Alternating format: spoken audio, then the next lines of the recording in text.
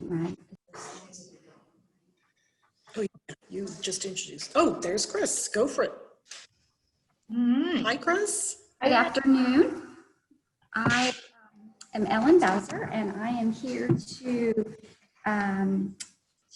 announce the next speaker. I'm just a little bit out of breath, okay, from I sat down halfway through it. It was really fun. It was excellent. But my name is Ellen, again, and I'm co-director and the nutrition faculty at the University of Florida Pediatric Pulmonary Center. And I'm very pleased to be announcing our next two speakers for this afternoon session: Resonant Leadership, doing the inner work of declaring values during the challenging time. What I ask you to do as participants is type your questions in the chat box. We'll be asking our speakers questions during the session, but the participants will be on mute. The first speaker I'm going to introduce is Janine Hill, PhD, MPH, CPCC, ACC, is the president of Soar Strategies, a consulting firm focused on the program, policy, and professional development of the social good sector. Janine consults in the areas of policy/program development and evaluation, organizational development and management, diversity, equity, and inclusion practices, governance, including board recruitment, development, orientation and engagement, and executive career team coaching. Janine is a certified coach and has been engaging clients for over 3 years. Our second speaker is Kris Risley, DPH, Doctor of Public Health, CPCC, is the Managing Director for the workforce at the Beaumont Foundation. Her focus is on collaborative efforts to lead systems change that supports and uplifts a strong public health workforce. Two key passions are the recruitment and retention of the workforce and building a national consortium for public health workforce development. Prior to joining the foundation, Kris was an clinical assistant professor in the Division of Community Health Sciences at the University of Illinois Chicago School of Public Health, where she worked for 18 years. Kris's area of expertise is in the role that personal leadership, strengths-based leadership, emotional intelligence, reflection, inner work plays in one's ability to lead transformational change independent of their role or title. She trained as a leadership coach through the Coaches Training Institute. Kris will begin our presentation, and again, please put your questions in the chat box. Thank you. Okay, I'm going to do a sound check first. Can you guys hear me okay? Great. Okay. Always a little bit worried about technology. It's great to be here with all of you today. I think Janine and I are really have been looking forward to our time together. I don't quite know how we follow Paula's Zumba session. So fun. I wasn't expecting Zumba, but that was amazing. I probably danced and sang a couple of those songs myself as well. So thank you for that. That was a lot of fun.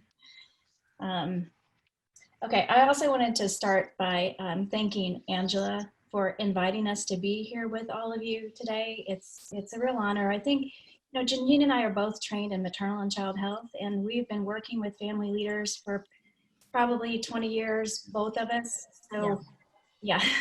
And I haven't, you know, I kind of moved a little bit out of maternal and child health over these last couple of years. So it truly is an honor to be here with family leaders. I know it's one of the highlights in the work that I've done over these really last 20 years. And also thanks to Ellen and Andrea for all of your help over these last few months in getting the session prepared and ready to go. So thank you. Okay, so next slide. We can't compete with that very active session. We're gonna bring you all inside. You've been out now with Zumba. We're gonna take you inside. And really what this next 90 minutes is gonna be is a leadership development workshop. And we're gonna focus on a key aspect of personal leadership development or developing yourself as a leader by looking at the values that guide your decision-making. So I think it's probably pretty safe to say that we are all driven by a set of values. However, many of us have not really sat down and explicitly articulated what this set of values is that drives us. And sometimes at different points in our lives, different values take priority. So today we're going to spend a little bit of time looking at what are the values that are showing up for you today at this current point in time.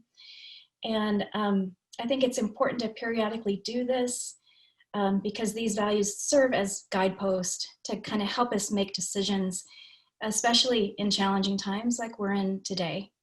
And also especially if you're feeling maybe a little bit stuck or unclear in what direction to go. So in terms of the agenda, we're going to look at kind of where we've been over these last 7 months or so.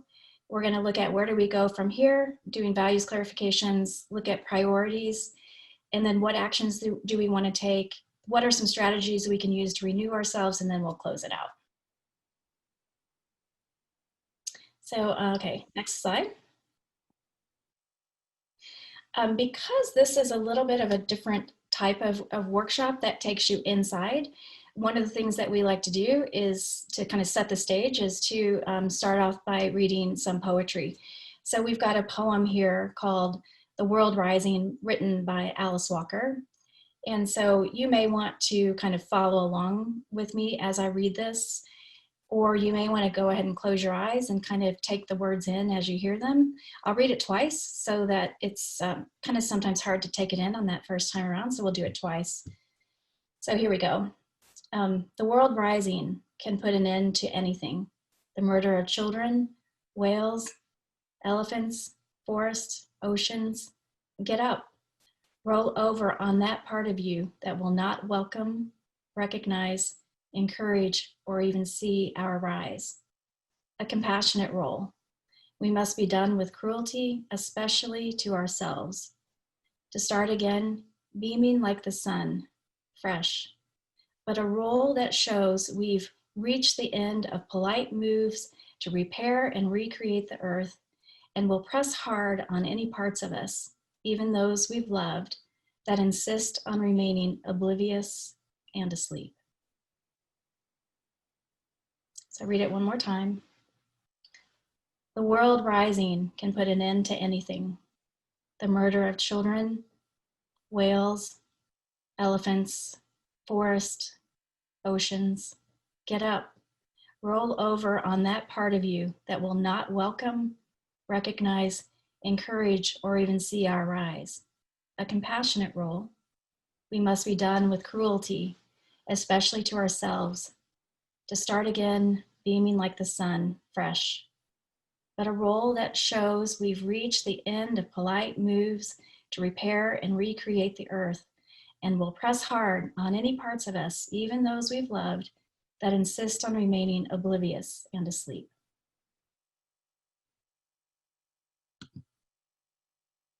So with that, we're off, and I'll pass it on to Janine to take us to the next little set of slides here. Yeah, thank you, Kris. Let me do a sound check. Can you hear me fine? Is that okay? Great. So I just want to really set the stage with some grounding frameworks for our work together today. And as Kris said, like, we're so excited to be with you. We think your work is so very important. And so we just want to kind of protect this time and make this time I have a sneaking suspicion that you're used to focusing on everyone else, right? Your families, your societies, and it's so important to look inward sometimes. And so we want to protect the space today for you to do that. So how can we do that? So, definitely, how can you not be fully present with Zumba? So we're hoping that you can carry that on to our session as well. And I know there's so many things kind of probably pulling at your attention, but being fully present, this is for you and protected for you. There may be things, so we know we won't hear most of your voices, but we hope to have a lively chat. And so we know that people may share things that are super personal and, may be very vulnerable. And so we want to make sure that we protect that. The learning and the process and the lessons that you learn about yourself leave here, but the comments from others, let's have it stay in this space. And then Grace 360. So just having grace for us, we're, in a perfect world, I bet we'd all be, in Florida together, and it'd be awesome.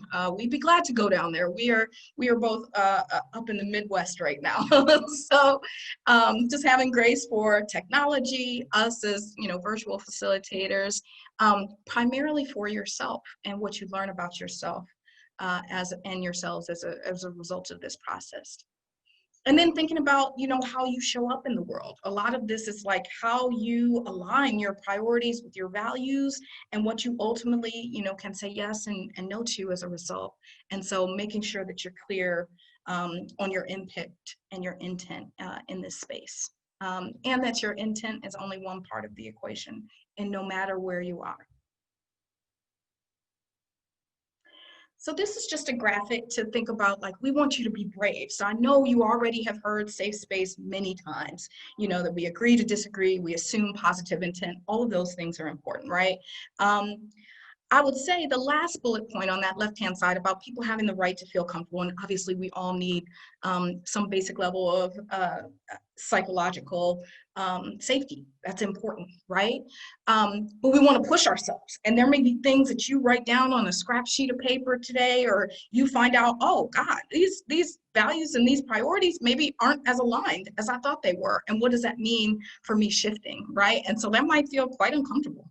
And so we want to leave space for that, right? We want to leave space for you to talk to each other, again, via chat, to accept it, like even at the end of this 90 minutes together, you won't feel closed out, like, yes, fully aligned, I'm ready to go. There may be some more work that you need to do with yourself, some more notes you need to take, some more things you need to wrestle with.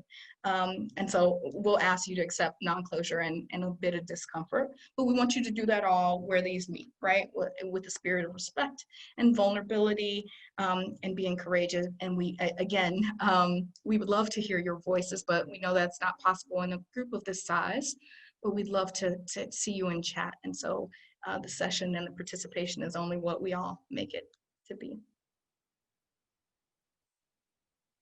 So again, whenever we do sessions of this type, Kris and I are both certified coaches. And so whenever we're working with new clients, we think about, like, it's a lot of looking inside. And that's what this session is prepared to do and focused primarily on doing, having you making the space so you can look inside yourself. But again, so that's looking in the mirror. But you want to look out into the window, to your families, to your societies, to your neighbors, your colleagues, the groups that bring you together at this time, right?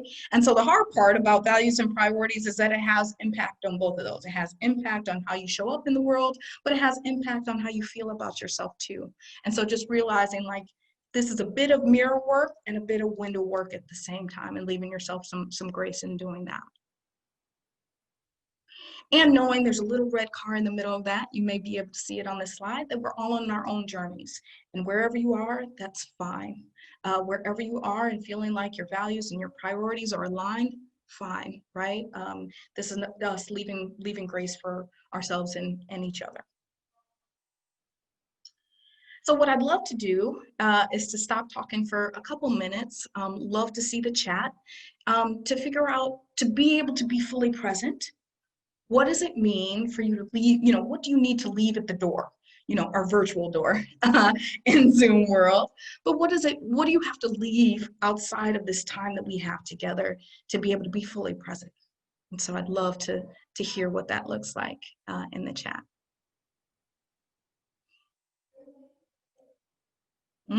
Yes, Angela, email. So I'll call out as we go along. I'll call out some of the things I see in the chat. Email, yeah, that's a big one. I'm sure there are emails pinging all the time. And so I appreciate you leaving that behind.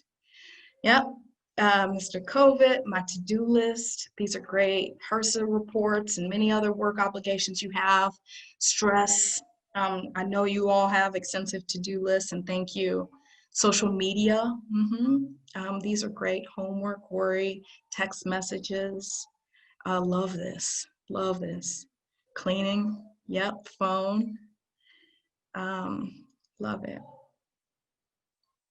So thank you for being with us, and thank you for being willing. It'll be there when you get done. But thank you so much for, yeah, chores and COVID and self-doubt, all those things. You know, you get to just be fully yourself and focus only on you during this time. Thank you for doing that. So I'm going to hand it back over to Kris. So you'll see us kind of tag teaming back and forth as we go. Thanks for that, Janine. Okay, so we're going to move next into this little bit.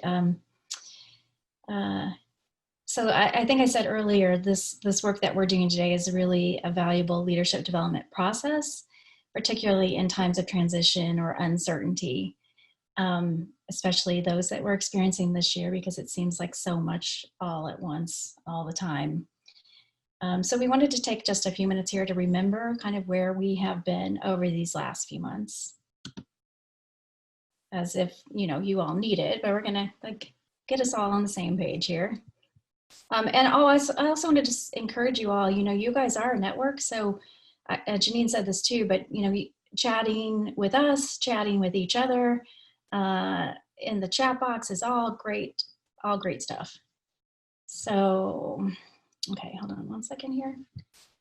Okay, so you all remember that it was in early March 11th, when the World Health Organization declared COVID a global pandemic. So in those months following the declaration, many of us stayed home, and many of us continue to stay home to kind of help save lives in our country. Essential workers have not been able to stay home, and they've been taking care of the sick. Yeah, only since March. They've been taking care of the sick and the dying, and the essential and daily needs of the rest of us, for which we're all quite grateful. The CARES Act was passed by Congress in late March of 2020, and this was really a $2 billion plus economic relief package that provided economic assistance to American workers, families, and small businesses. As you all know, we're experiencing significant job losses and loss of homes and all kinds of other things. There is a second relief package in the works, but it's unclear where that's going at this point in time. We've experienced all kinds of challenges related to testing and contact tracing and how to manage the spread of disease. We've experienced over 200,000 deaths with significant ethnic and social, racial disparities in cases and deaths. We continue to manage COVID through testing and contact tracing and social distancing, mask wearing, just trying to figure out how to keep our economy open, making sure that everyone is safe and sound and cared for, trying to begin a new school year. And I especially think about all of you in these times, and having children with special healthcare needs, or advocating for those children with special healthcare needs, and how that adds extra layers of challenge in terms of and what that all means, and going back to school and getting access to healthcare service and that sort of thing. I was talking to a colleague at the University of Miami who has 2 children with autism, and he was just talking about like the degree of extra burden on families of children with special healthcare needs just is almost too much, So we'll go to the next slide.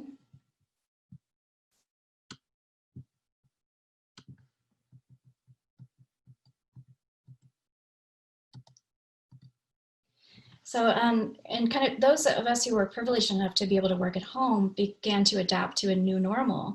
And, you know, in that first couple of months, we were really looking at how do we reprioritize our lives, especially with, you know, it feels like there's an extra set like of to-dos to do. Like it felt like all of us got, you know, 2 to 3 extra jobs all of a sudden. So just trying to prioritize all of that is kind of where we've been. And we'll go to the next slide. But then, you know, you think that's the worst of it, but then things got a little more challenging obviously, with the death of George Floyd. Protest ensued. There were additional deaths. Ahmaud Arbery and Breonna Taylor were also killed Others were, others lost lives in the same time period. So on an already stretched and stressed population, we find ourselves at this tipping point where we are, as a society, looking at what is it that we want to do related to racial discrimination in our country. So for me, it really shines a light on the pain and missed opportunities of kind of how we hold people back and not allow people to shine and reach their full potential.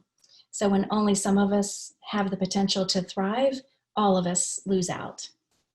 And maybe this is something that you all can relate to in the work that you do to uplift the voices of families of children and youth with special healthcare needs and the lives of children and youth with special healthcare needs.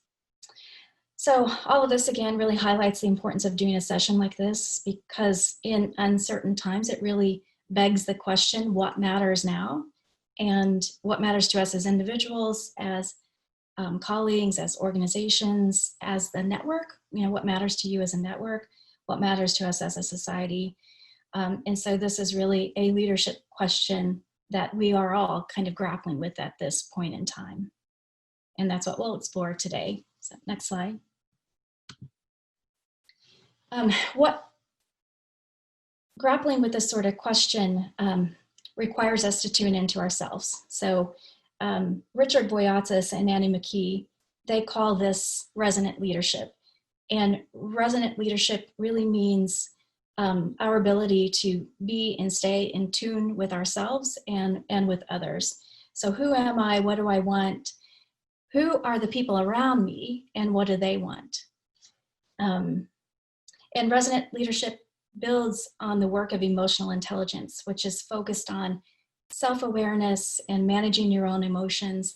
It's about having empathy and compassion for other people, which in the leadership world, many people think these are soft leadership skills, but in fact, those of us who are committed to this sort of work understand that these are some of the most difficult leadership skills that we can develop.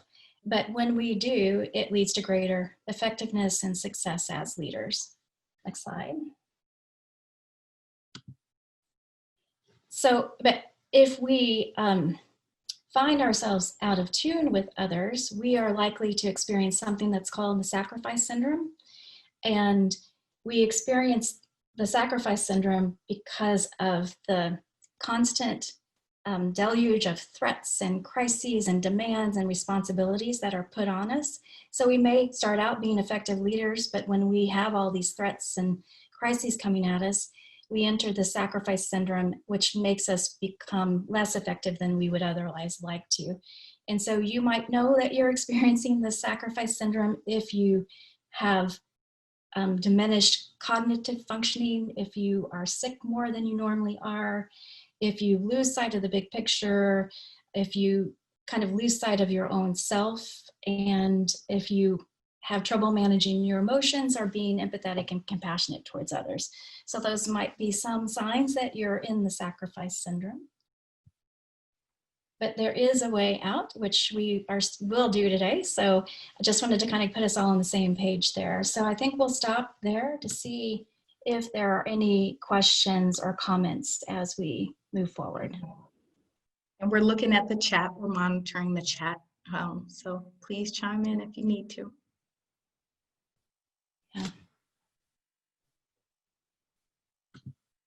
Great. Yeah, I hear that. Yeah, exactly. You know, add an election year on top of it, and it gets even more complicated. So Ellen's asking, oh, Johnny. Ellen's asking, could you explain a little bit more about the sacrifice syndrome? Yeah, so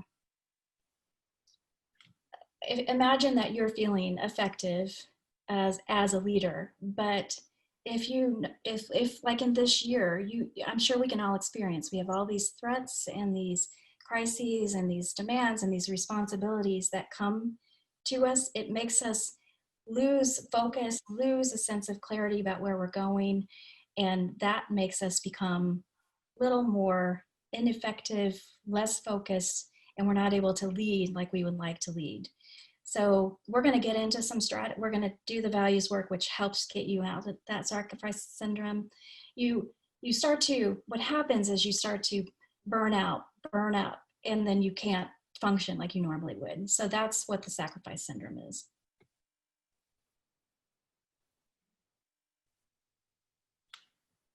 Okay. So we're going to just take here a little bit of a reflection, pause for a reflection. So go ahead, and if you feel comfortable doing so, close your eyes for a minute and just kind of reflect and think about your current life situation and kind of reflect on what is here for you now. So maybe pay attention to what your thoughts are, what feelings or emotions you may experience right now, maybe any sensations that you feel in your body.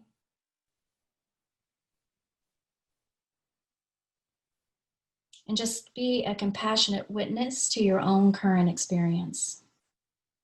You all, or we all, have gone through a lot in these last months, and really only you know the half of your own experience. So maybe even just put your hand on your heart and tell yourself, you know, I'm here for you. Everything will be okay. And just kind of breathe and settle into that for a second here.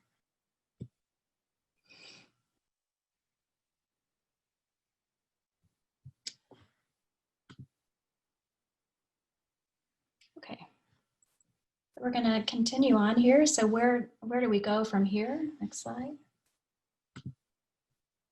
So I like this quote: when everything is uncertain, everything that is important becomes clear. So next slide. So how do we harvest this clarity that is all around us? We're going to walk you today through a process that's designed to help you get clarity on what matters to you. And this is a tool that Janine and I both use in our own leadership coaching practices. You can try it out in the short little bit of time that we have together. You may find it easier, you might find it a little bit challenging. Do your best that you can. And it may or may not resonate with you, but I'm hoping, or we're both hoping, that you'll take some nugget from this. And so first, what you want to do is, you know, heed this collective wake-up call. It's a time for us to, you know, pay extra attention. And I know that this is, heeding this collective wake-up call is not something that you all are unfamiliar with. You know, this is something that you all are familiar with. And then start to construct a life of meaning by looking at, what are your values? Affirming the values you already know, or identifying new values. Looking at, how do you prioritize personal and professional values, aligning those two together, and then taking action.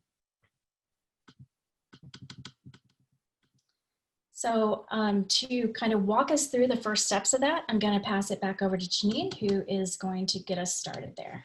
Yeah, thank you, Kris. I've been watching the chat and all these conversations about soft skills, and in some ways I feel like, as Kris said, like we've named them wrong, you know, incorrectly.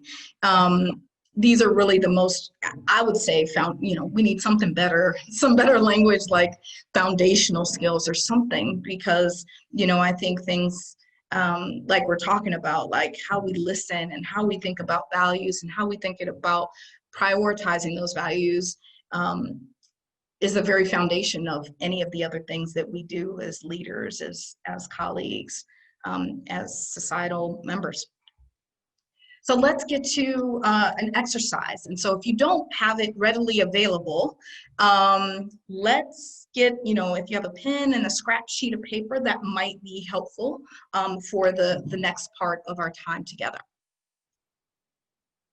So we are going to show you in a second. My next slide is going to be a list of values. And you may have gotten this in an email previously too, but I'll share it even if you didn't get a chance to look at that. So this is just, it's not meant to be exhaustive. It's a way to think about values, right? So out of this global list of values, we want you to first identify 15-ish values that are most important to you, and write them down on your sheet of paper. Just kind of list them out, right? Oh, thank you, Andrew. I see it put in the chat. So you have the Word document. You can open that up separately if you need to. Use time to do that. So And then from this list, from your list of 15-ish, I'd like you to identify 5. So you're going to break this down by a third. 15-ish, let's bring it down to the 5 that are most important to you, that you feel like in this time and space, these are the things that you really lean on. These are the values that in some ways make you you. And then I want you to go even further. Step 3 is to rank each of these 5, your top 5. I want you to think about which one is the most important, right? Number 1 to 5 being the least important of the top 5 values. So again, you'll pick 15 from the list or so. You'll then break that down to your top 5, and then you'll actually rank those 5 from most important to least important. Are there any questions? So we're gonna, if you need to turn off your camera, that's fine.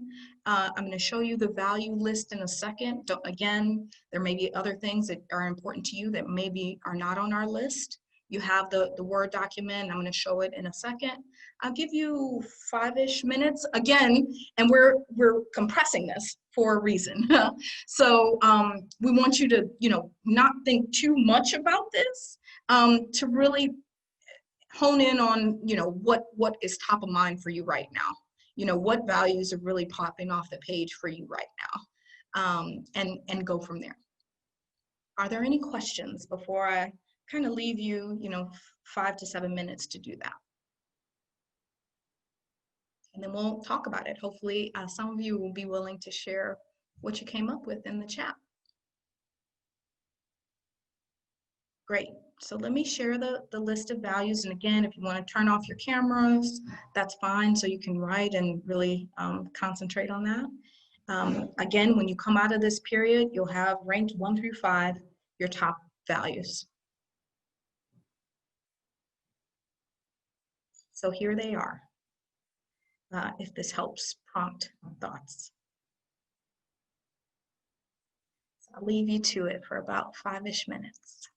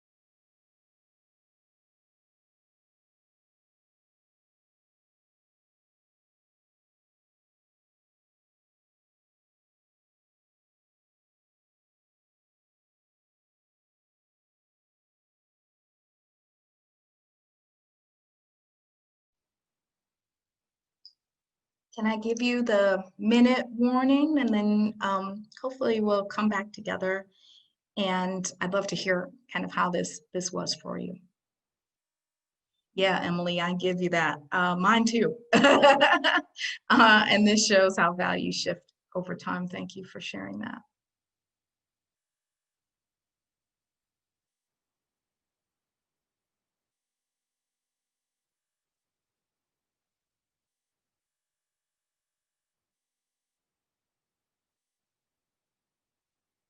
Yes, Ellen, that's why we're crunching the time.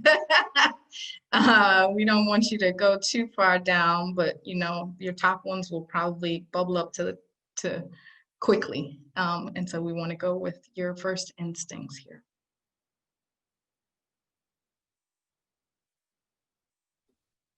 Awesome.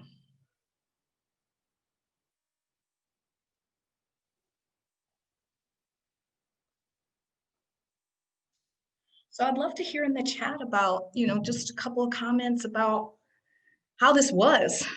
So I see already some of you are trying to, are really thinking through this process and what it's like for you, how it would be different, you know, your list than last year, how it would be different if I gave you 30 minutes instead of 5-ish, all the things, and that's exactly where we want you to be. I wondered, you know, what else would you say about this type of exercise and how this was for you? Or any questions or comments we need to discuss?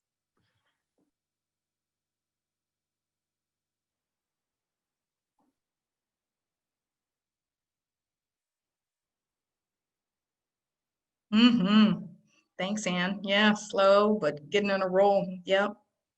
Could add at least 10 more to my list of 15. Yeah, right. So we are, you know, we are complex beings, right? And we should say sometimes these values come in direct conflict with one another. And we got to live with that too. Very hard. Emily is saying too, it would be useful to do something like this every 6 months. You know, for me, I was always doing this at least once a year, you know, on my birthday. But, you know, Janine and I did a session like this just a few months ago. And when we were checking, you'll see ours, we did this exercise too on the screen. Will be on the screen in just a minute. But I was thinking like it's almost like because things are moving so fast, like every 3 to 6 months is a good time to be doing this right now. Yep, totally agree with that. So for each of these exercises, we should share that too. You know, you'll see what Kris and I came up with. So we don't want to share them before you do it because we don't want to bias or influence at all what you need to get out. But we would never ask you to do anything that we were not doing ourselves. And so we'll share that now. Yes, I love that, Cheryl, like the importance of values. It depends on what framing I'm using, right? Am I wearing the mom? Am I wearing a woman, a person? Am I wearing the, colleague or employee hat? Such a good point. Such good noticing about yourselves. Thank you for doing this. And Tatiana is saying almost all of my top 5 had to do with others. Interesting, like no judgment about that, but just it's a point of reflection for you and others who I'm sure others had similar sorts of experiences. Just what does that mean for you? Yeah.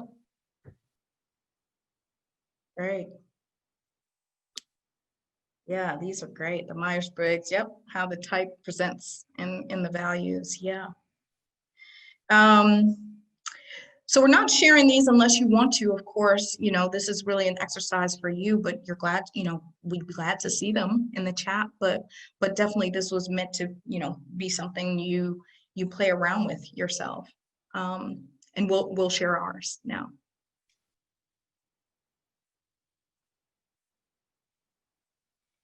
So here's what we came up with. So here's our list of 15-ish for each of us. There's, of course, a lot here too. A lot of ours are focused on us caring for other people. Kris and I have been going through a season of caring for others, particularly family members. And so we talk a bit about that and thinking about the future. So just a snapshot of what we came up with. And then we also forced ourselves to prioritize these. So here's what we came up with. So, I have things about independence and wisdom and responsibility. I bet that's on many of your lists. Contributions to others and health. And Kris has really important values around self-trust and spirituality and family responsibility. I mentioned we have talked a bit about that this summer, doing the right things in my life and work, future planning, and nature. So you see how different they are and how they, sometimes align based on, where we are and what we focus on in our backgrounds too. Yeah, thank you all for sharing these. Yeah. So Pam, I see, those are great. And Anne, thank you. Yeah, that's a great point. So we were going to talk about kind of how they live and get operationalized in a second. These are wonderful. I love that you all are sharing, and it's okay if you don't too. This is because you guys are a network. I think this is a potential way to kind of deepen these connections and deeper understanding of and appreciation for who each other is. Yep. Nice. Nice. So I'm going to hand it back to Kris. We are going to play around with these priorities in a second. Okay, so our next step here is to really look at our priorities. So what we want you to do is we kind of put these in priorities into 3 big buckets: work priorities, family priorities, and personal priorities. So clearly there's going to be a lot of overlap, and you guys can make, your assessments around each of these bucket areas. These were just kind of guideposts for you to work with. But we're going to take just a few minutes here, about 5 minutes. And this might feel a little bit harder for some and a little bit easier for others. So we'll have some time here to spend on looking at what are up to your 5 major work priorities. For me, it's like I've got 2 very clear projects that I'm working on, and those are my priorities. A lot of other things kind of come in every day, all day. But when I look at it, there are a couple of big priorities. What are your family priorities? Janine and I talked about this over the summer, and spending quality time with our families was a huge priority. And, thank God we did that, right? Personal priorities. This might be harder for some. It's hard for many of us to kind of, especially when we're so other focused. What are the priorities that you want or would like to have for yourself? So just an example here is refueling or filling up with life force energy. Like that could be a priority. Maybe stepping into your own growth edge, or maybe getting the rest that you need, any of the things that you need for yourself. So we'll take about 5 minutes here to identify those priorities. Does anybody have if you have any questions, just go ahead and put those in the chat box.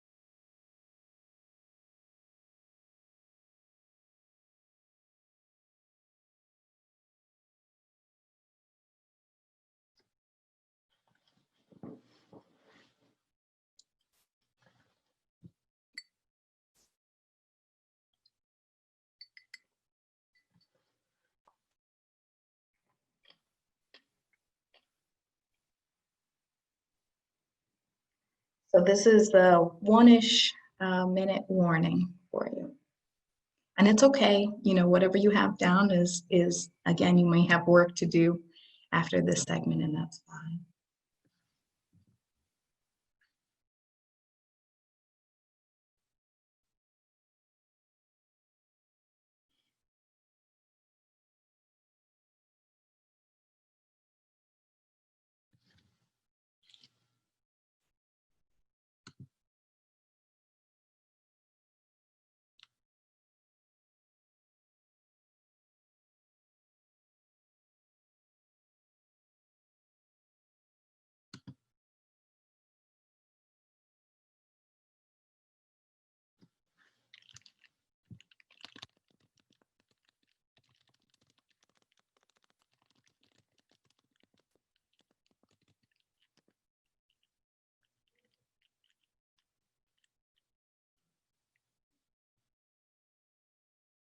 Okay, I think we're gonna close this up for now. And like Janine said, you can come back to it.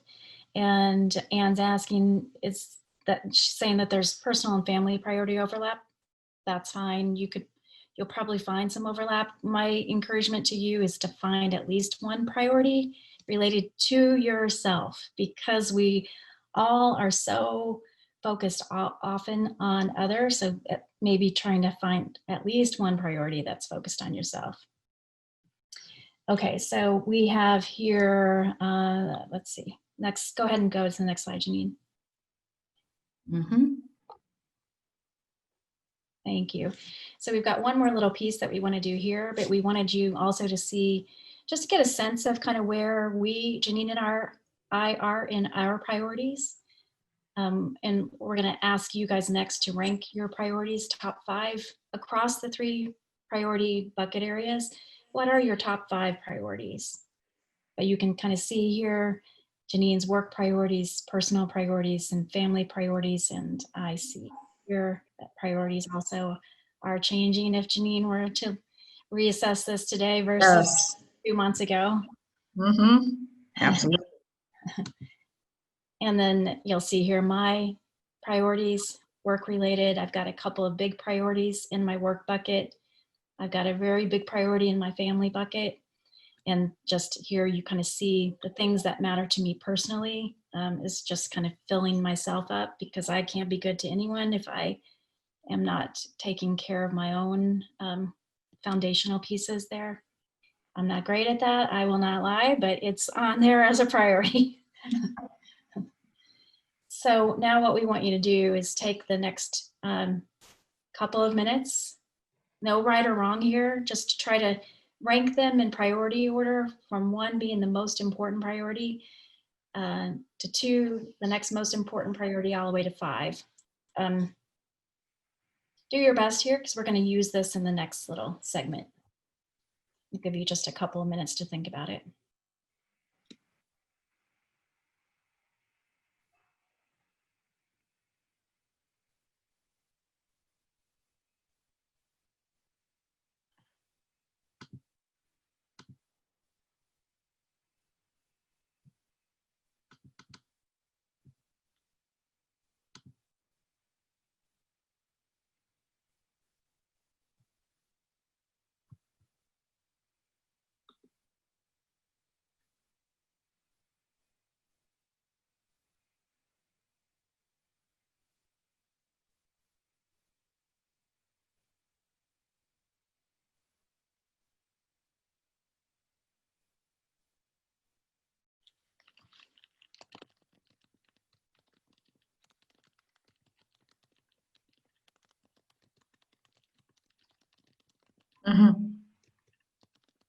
Yeah, I hear that, Doris. Yeah.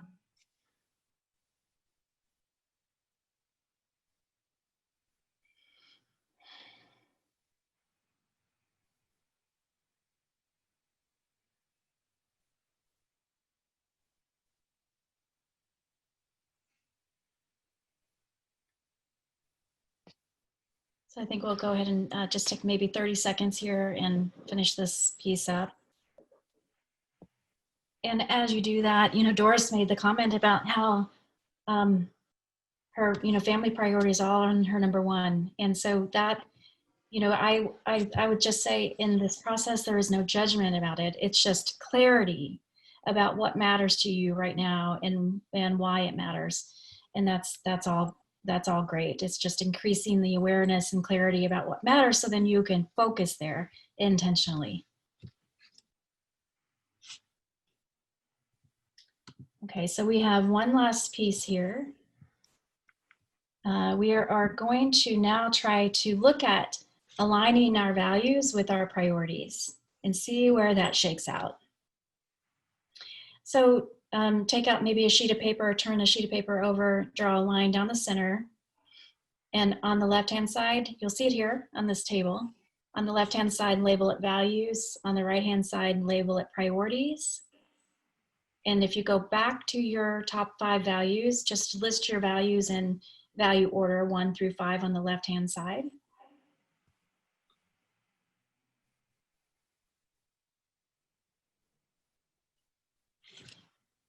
And then once you do that, you're going to kind of review your top 5 priorities and look at how they align with your values. So if you've got a value around your number 1 value is family and your number 1 priority is making sure that the healthcare needs of your children are being taken care of, that priority gets listed next to that value. And you might have all of your priorities in that value number 1 or value number 5 or whatever it is. Doesn't matter, just looking at where do your priorities line up with your top 5 values. And if you've got a priority that doesn't align with the value, perfectly okay. Just jot that priority down at the bottom of your page and we'll work with that in just a couple minutes. And you may have a value that doesn't have a priority, totally fine too. Just do your best to try to align.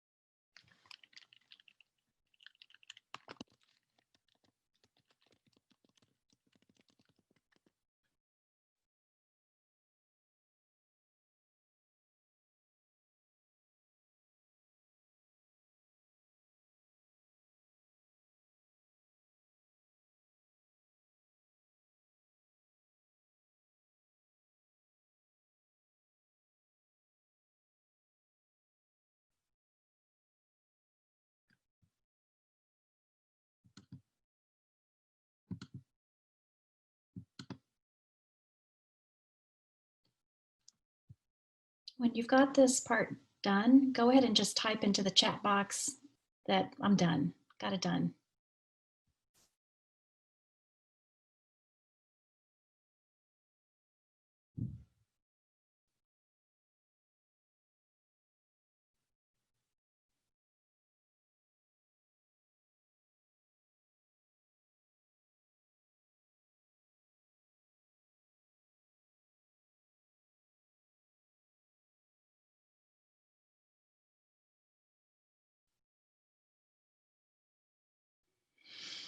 Oh, some great comments and questions in this chat box with no easy answer.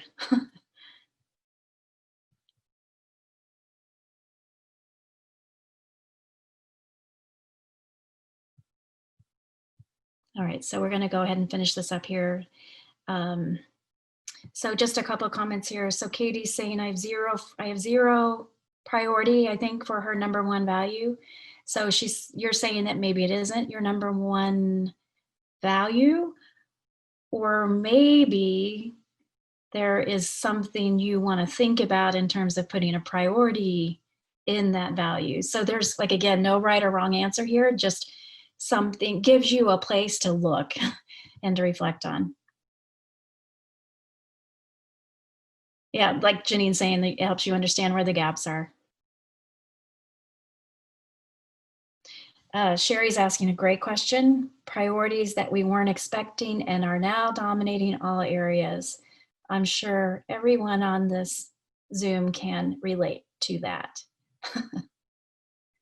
So we're going to get to some of that a little in a couple of minutes with another exercise. But again, it's another place for you to look at, and it might be that at this point in time, you have to focus on those priorities and you have no option. But maybe if you're seeing this issue show up, there is something that you can change, some small little change you can make. And maybe not.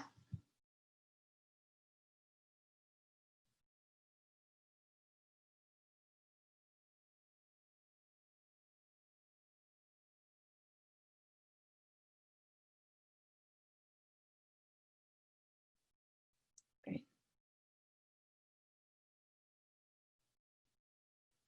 Oh, a lot of great comments in here.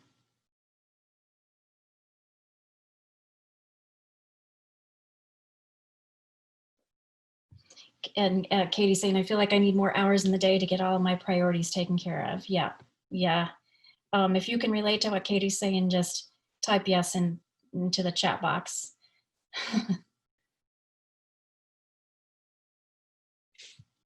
Yes, big yes.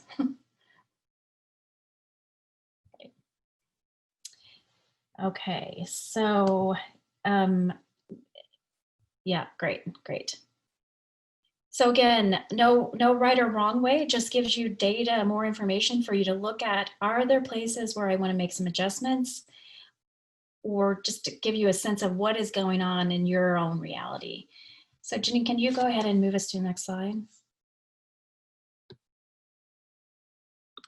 So again, we wanted to show you just a kind of a little bit about where we were. I will say we both really need to redo this again for ourselves. But you can see on my values and priorities on the left-hand side, I have a pretty good alignment. I do this quite a bit for myself as a coach. I can't keep up with it like I was doing, so there are things off, and you can see that I've got one core value that doesn't have any priorities, and I'm still kind of reflecting on what does that mean in my life. And Janine, you can see too, her values are not a perfect one-to-one alignment, but they're all generally in the same area. So she's doing pretty good there. Do you want to say anything, Janine, about that?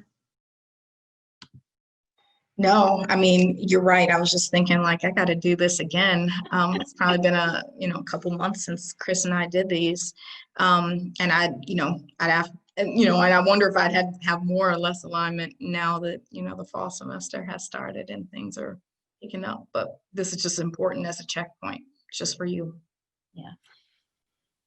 Okay, so we're going to do one last piece here before I pass it back to Janine. So now we're just going to kind of reflect on that. You've already started to do that, but just write this down for yourselves, because it's easy to kind of leave the session and forget where you are. So three questions here.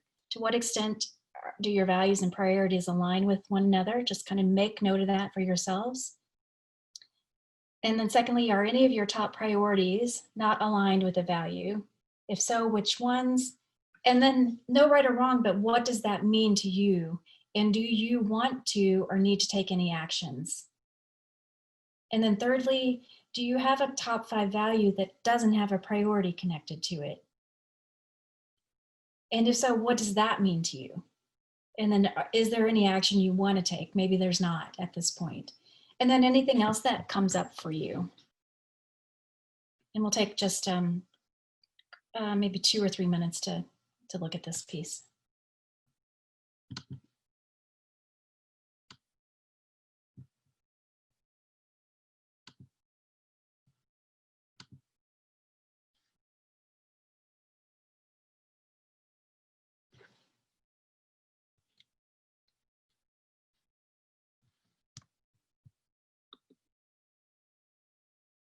And as you guys complete, if you want to jot down any insights in the chat box, that would be wonderful, because we all can learn from one another.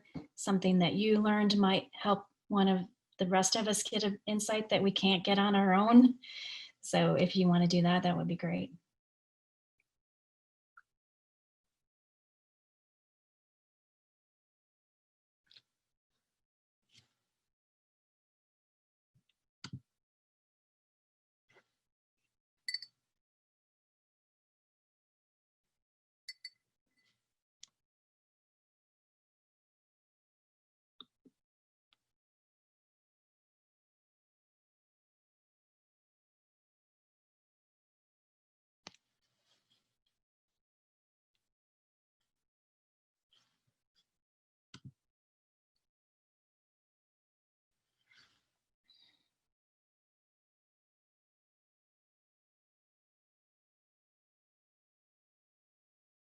And then I think we'll just kind of open it up to any questions or comments here too. So if you want to share any insights, any other insights just about this experience, like, this may or may not be new to you. So just in any reflections on your experience itself.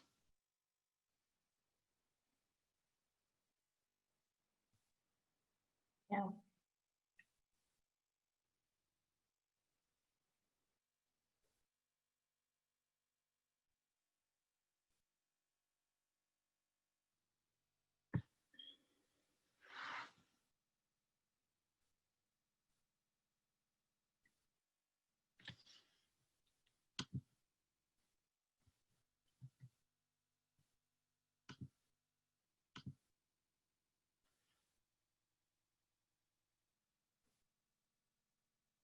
Any comments, questions?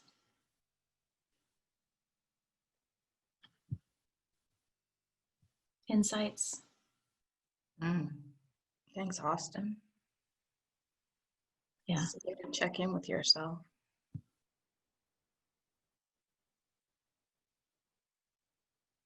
Yeah. So Emily's asking about stay-at-home moms and how they think about the work section. And Katrina's saying, I related to involvements, volunteering. Perfect. And you can use this for, when you do this yourself, you may have 3 other very important buckets. We just use Right. this as a place to start, but these aren't the only buckets that might be important for you to look at. Right. You can always redesign this to fit your needs. And maybe did anybody else use other buckets? Maybe that would be helpful for the rest of us to hear as well. We could type those into the chat box if you had those. Mm-hmm.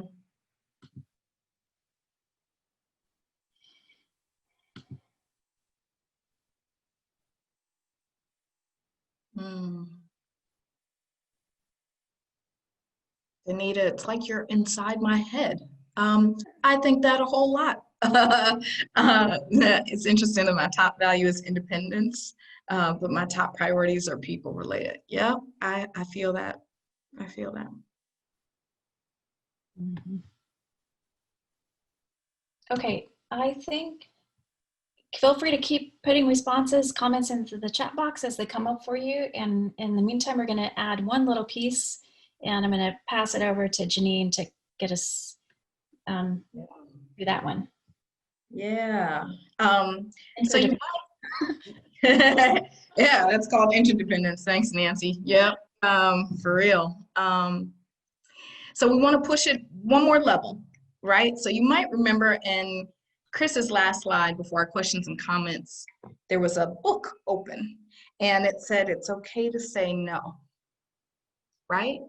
And so it might help. I think at this point, you probably need another sheet of paper because you're going to want to be able to look at your sheet that show the alignment between your values and priorities at the same time, right?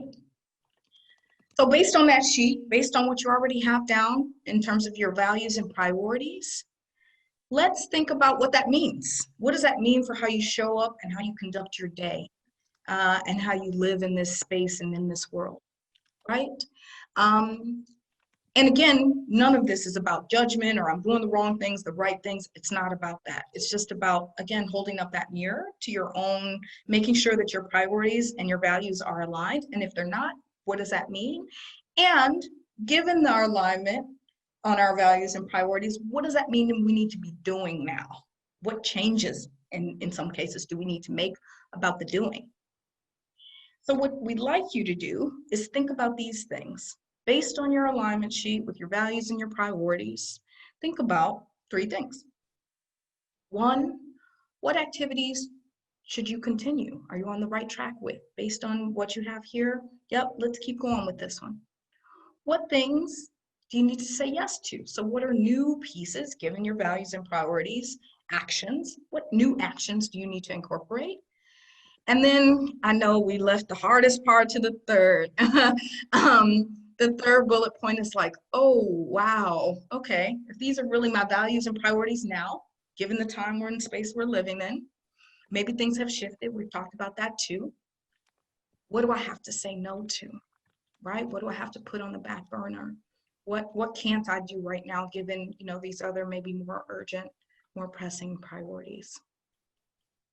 So we would like you to get your second sheet of paper and draw 3 columns, right? Just the way we've listed it out. Continue, I'll say yes to, I'll say no to. And let's take 5-ish minutes, you know, again, playing around with your value sheet, your priority sheet, how they aligned. And, you know, this in some ways, we've left this to the end because in some ways this is the most difficult thing.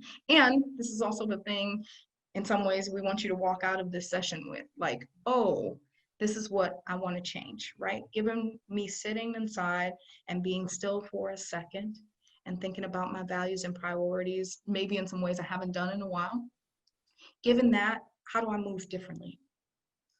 So I'm going to give you about 5 minutes, 4 or 5 minutes, and then of course you can type in done or you know, when you get done, just so we have a sense of when we can move on. And we'd also at that point love to hear what you're thinking about in the chat, and maybe we can crowdsource some ideas too. And of course we'll share, of course, what we came up with. Any questions?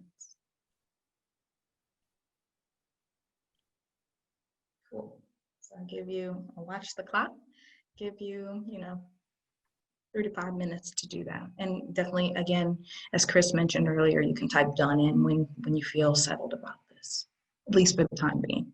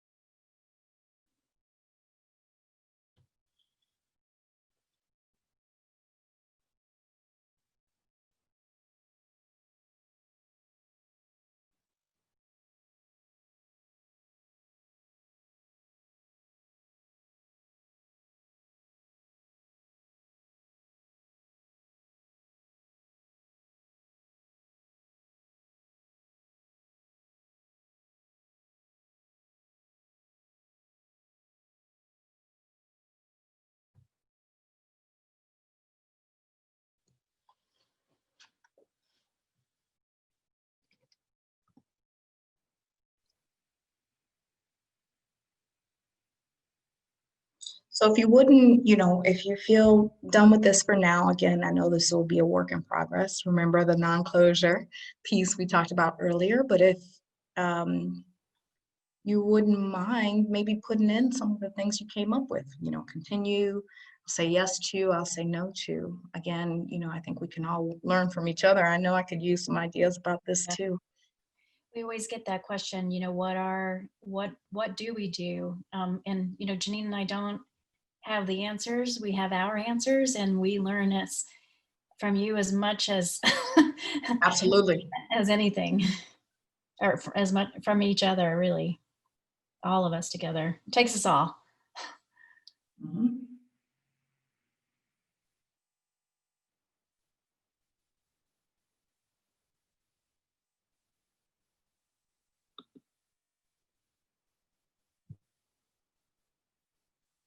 In particular, maybe some of you feel the same way. It's so hard to say no to things because I get so interested by new ideas and new people and new projects.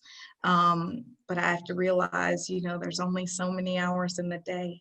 And so if I spread myself too thin, I kind of feel like I can't do any of them very well. And so we have to make conscious choices. And have people in our lives to remind us that we have to say no. Because I'm the same, Janine, and I'm sure others here can totally relate. You want to say yes, but especially now, it's impossible to say yes to everything. Angela, this is great. It's like you're a coach. So Kris and I were trained by the same program. And so we talk a lot about what it means to do versus be and how you're juggling those things all the time. So I love that point about the more being, less doing. Yeah, thanks, Austin. Continue self-improvement, saying yes. Yep. No to things that don't align. No to anything that's extra responsibility that's outside of the things I've already promised. Yeah. Painful to say no for now to something that is a lifelong dream. Boy, I understand that. Totally. Very much understand. Mm-hmm. Dawn, I love this. It's hard to say no, but remember when we do, it can often make our yes better. Yeah. So I made this promise to myself, I guess last year, I said, if I can't say like emphatically yes, then it's a no, and being really clear about not doing lukewarm yeses, or I don't want to hurt your feelings, so I'll say yes, or I don't want to rock the boat, I'll say yes. So, I think the commitment to no lukewarm yeses, it's either yes, screaming from the rafters, or no. That's a great way to think about it, right? If it's like a lukewarm yes, then it's a no. Just, it might be, that's a good little indicator for yourself. Yeah. I love this. Yeah. I love this dialogue. Oh, naps. Yes, I love that. That's I know after us is, I think, a break. So that's good. So let me, shoot, I wish I could be on this for a long time. Yeah, we need to, we're running out of time. Yeah. Thanks, Danita. Yep, the value of independence can help with the no's. It absolutely helps. If I can get over my not wanting to say no, it's only because of that value of independence. Yep, so true. So let me just breeze through what Kris and I said. So these are just some examples. And again, I'd probably, if I did this today, this would probably look much different. And the homework assignment for me to redo this. So this is what I said. So things I'll have to say yes to and no to. Have said yes to some of these and have said no to some of these. So it's good dashboard too for progress. Yeah, yeah. And this is Kris's. Kris, do you want to say anything about this list? Just, some success with some of these and less success with others, but it's a work in progress. Right. And I just try not to beat myself up when I actually can't, do what I say I'm going to do, and understand that's just, I'm doing the best that I can. That's right. So we're going to move on and move toward our closing. Thank you so much for being with us. Okay, so next slide. I just wanted to share just a couple of last things here. So here, we talked about the beginning, the sacrifice syndrome. You'll see it here on the right-hand side in green. And we start to renew ourselves by doing the kind of work that we've done today. As we do this sort of work, we come back in tune with ourselves. It impacts the relationships that we have with other people. It allows us to become more effective and sustainable in our own leadership. And beyond this, there are some other things that we can do. And this is if you can see this is the book that we've been pulling some of this research from. It's called Resonant Leadership. And there are some other strategies that you can engage in to kind of deepen your sense of renewal. So it's a never-ending process, right? So we'll go to the next slide here.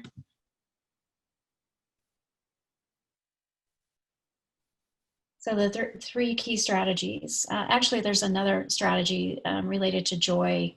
It's not part of this book because it's newer research, finding opportunities to have joy in your life.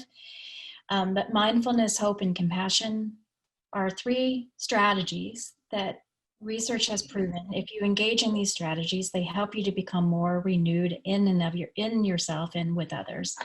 So mindfulness looks at the awareness that we have of what's happening inside us and outside of us at the same time. So if any of you are familiar with Jon Kabat-Zinn and his research on mindfulness, he talks about it meaning moment-to-moment awareness.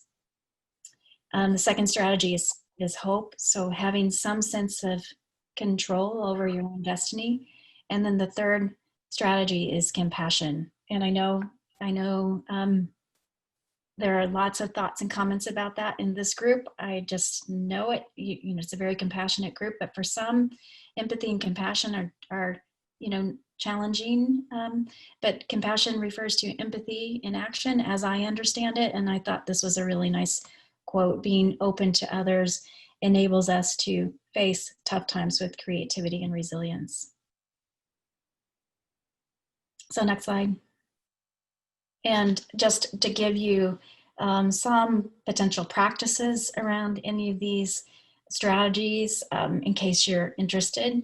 For mindfulness, begin to develop a mindfulness or awareness practice. And that could look like very simple, sitting for 2 or 3 days a week for 2 minutes. It doesn't even have to be a lot. A mindfulness practice is something that doesn't happen overnight. It's something that you can build up to if this is something that you're interested in doing. And bringing just awareness to your breath, to your thoughts, to your sensations, to your feelings. It's all living inside of you. And then as you increase that awareness, you start to understand what things you can do to address whatever is going on for you. A hope practice is maybe jotting down all the things that you want to do or experience before you die. Just starting to think about kind of like a bucket list. What are the experiences that you want to have? That starts to create a sense of hope inside of you. And then compassion, maybe imagining what a day in the life of another person might be like or look like. And again, I imagine for most of you on this session, this is not, you've got this down pat. But here's a practice if you're looking for something. And let's go quickly to the next slide here. So we wanted to share this intentional change model with you. We're not going to spend a lot of time on it, but the reason that we want to share this with you is because you are a network of family leaders. And this is a tool that you can not only use to deepen your own awareness of yourself and your own leadership, but is a tool that you can use with one another to help each other become better leaders and to help each other understand one another better, which then potentially has the opportunity to improve your network. So that's kind of the background of why we wanted to share this with you. And you'll see it, the components here. I'm going to explain them just a little bit more on this next slide. But it involves looking at your ideal self. So who do you want to be? What is your purpose and your vision in life? What is the dream that you have for yourself? And your real self. So who are you now? How do you see yourself now? So I forget who it was who mentioned, maybe letting go of that lifelong dream, but maybe it's not letting it go. It's seeing who you are now, where do you want to be, and then looking at what are the, what they call it here, a learning agenda. So what are the things that you might want to do that moves you in the direction of that ideal self? And again, I think of becoming your ideal self as a lifelong journey. It's not something that, you've arrived, it's through the rest of time. And then once you have like a set of things that you might want to do, experiment with one of those things, one of those items on your learning agenda. Identify a strength that you want to build on and practice that and see what happens when if you've got compassion as a strength and you want to build on that. What is it that you might want to do to strengthen that even more?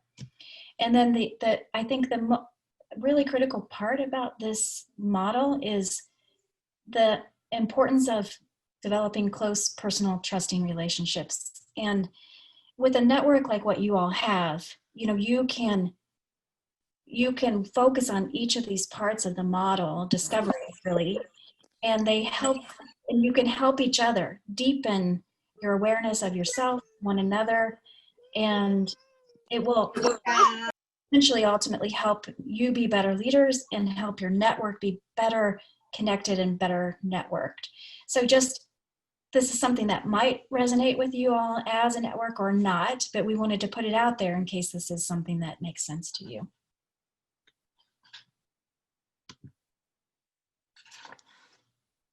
Thanks, Kris. A little seed, just because we don't have time, but it's just a seed. So yeah, no, that's helpful for me to think about too. To me, it helps give a little compassion for where I am right now and where we all are right now. So I love that, and acknowledgement of what that means for our priorities and our actions. Are there any questions before, I think we have 4 more minutes with you before you go on break. And so just wanted to leave some time and space, anything that you'd like to ask us or ask each other, really. There's a great brain trust on this call. And so we want to use that too.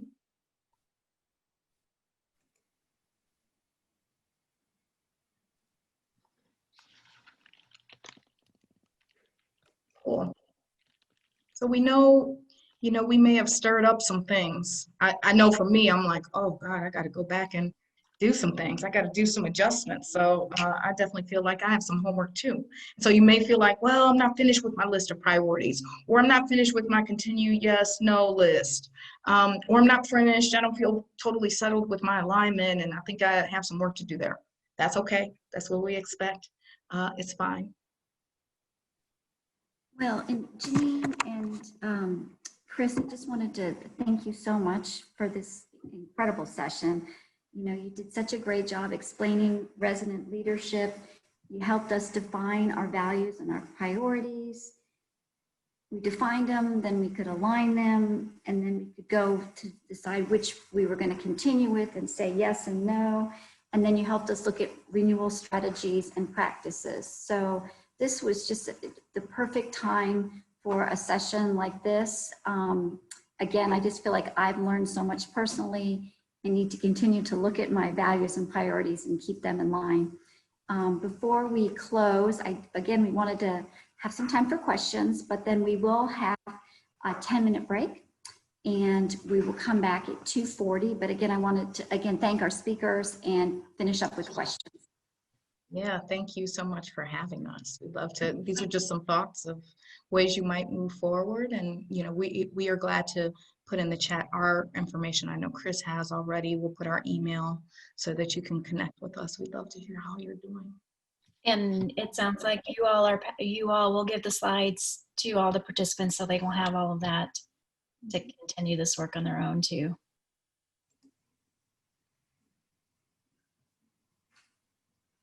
All right, there's a question from Tatiana. What do you recommend do you recommend mindfulness apps that our hospital nurses are using? Are there any tips on getting started?